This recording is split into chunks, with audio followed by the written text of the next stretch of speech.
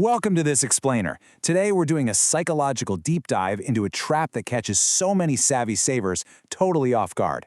We're going to explore the journey from saving money out of pure fear to actually embracing true financial abundance. Let's get right into it. Let's kick things off by confronting a super relatable scenario. I want you to honestly ask yourself, have you ever felt a wave of guilt over buying a simple $4 coffee, even though you have literally $100,000 sitting in your investment accounts? If you're nodding your head right now, trust me, you are absolutely not alone. We really need to normalize this kind of financial trauma that so many of us experience after we've been successfully saving for years. You know, what's really fascinating is where that intense fear of spending actually comes from. It's often deeply rooted in what we call generational money trauma. This extreme fear of parting with a single dollar, it usually begins way before us. It gets passed down from previous generations, maybe your grandparents who grew up during the Great Depression and had to survive on just extreme scarcity to make ends meet. That survival mechanism gets inherited, even when our own financial environment has completely changed. Now, when those inherited traits meet modern financial goals, wow, things can get pretty intense. When you first discover the whole financial independence, retire early movement, extreme frugality feels like a total superpower, right? You're slashing grocery bills, cutting out all restaurant meals, and tracking every single penny that leaves your account. Some folks take it to the absolute limit. Take financial educators Alan and Katie Dunnigan, for example. They literally refuse to turn on the heating in their home or even buy lunch. And sure, it definitely gets you to your goals faster, absolutely. But it completely wires your brain for survival mode. And eventually, you're left with this massive frugal hangover. This whole phenomenon boils down to what's known as the scarcity mindset. It's basically a psychological trap in the personal finance space where the exact same frugal habits that got you to financial freedom in the first place, well, they now prevent you from actually enjoying it. It's crazy. This mindset makes you view spending any money at all as some sort of moral failure. And that mental block, it entirely paralyzes you during the drawdown phase of retirement, which is exactly the time when you're supposed to be reaping the rewards of all that hard work. I want you to consider this pretty harsh reality for a second. Dying with $40 million in the bank does not mean you won the game. It actually represents a major failure. As Eric pointed out to his co-host Jason on the Two Sides of Fi podcast, hoarding your wealth until the very end just completely defeats the entire purpose of building it in the first place.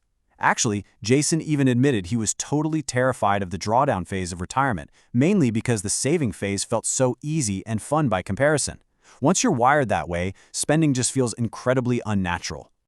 So, if you never learn to break this deeply ingrained programming, the ultimate consequence is pretty grim. Your grand reward will simply be becoming the richest person in the graveyard. When you're trapped in this scarcity mindset, the biggest danger isn't actually a stock market crash. No way. The biggest danger is that you'll completely forget how to actually live your life.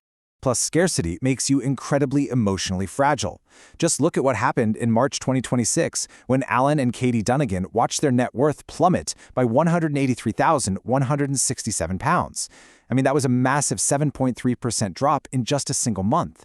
When your entire identity is tied to your net worth constantly going up, living in scarcity means a drop like that will absolutely wreck your mental health and seriously tempt you to panic sell the whole shebang.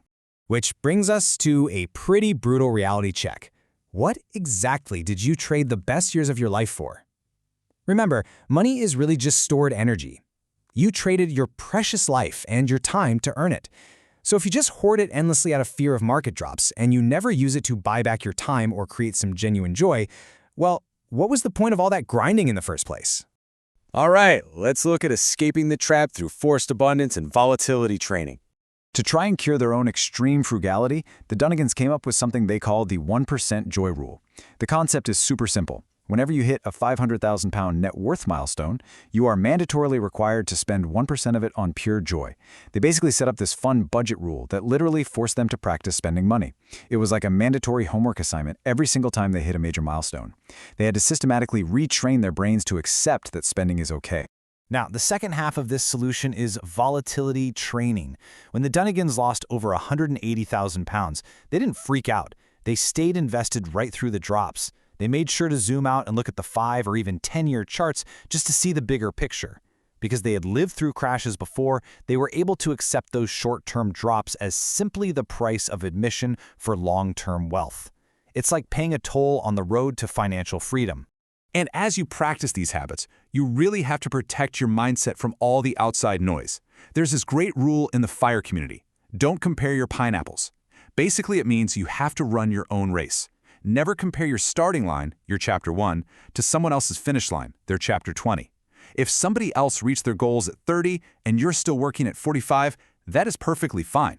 Just focus on your own growth. Moving on to our final strategy, value-based spending, which is all about choosing autonomy over blind frugality. Let's look at Chris and Jenny from the blog TikTok Life. Despite having a multi-million-dollar portfolio, they still totally practice microfrugality. I'm talking $55 DIY oil changes in the driveway and buying $95 used stand-up paddleboards. But why? Well, because it fuels their macro spending. They save on the mundane, everyday stuff so they can spend absolutely fearlessly on the massive things they truly value, like taking a nearly month-long trip to Portugal or paying for massive out-of-pocket fertility treatments to start a family. It's brilliant. Pulling this off requires a major psychological shift, what we'll call the empowerment shift. It means you stop asking, can we afford this step? And you start asking, is this the right step? True financial empowerment lets you look at a huge, unexpected expense and ask yourself if it actually aligns with your life goals, rather than just immediately panicking over the price tag. It's really about using your wealth as a tool to design the life you want. Ultimately, guys, the extraordinary is rooted in the mundane. Financial independence isn't just about racking up a high score on a spreadsheet so you can finally start living someday in the distant future. Not at all. It's about recognizing that the version of you who makes amazing, big choices in the future is built by the small, joyful, mundane decisions that you make today. I want to leave you with a final, empowering thought to help you reclaim your autonomy right now. If you implemented that 1% rule today, what pure joy or memorable experience would you spend it on? Seriously, think about it. Give yourself permission to ease up a bit, build out that fun budget, and recognize that your money is here to serve you, not the other way around. Keep building, stay focused on your values, and thanks so much for joining me for this explainer.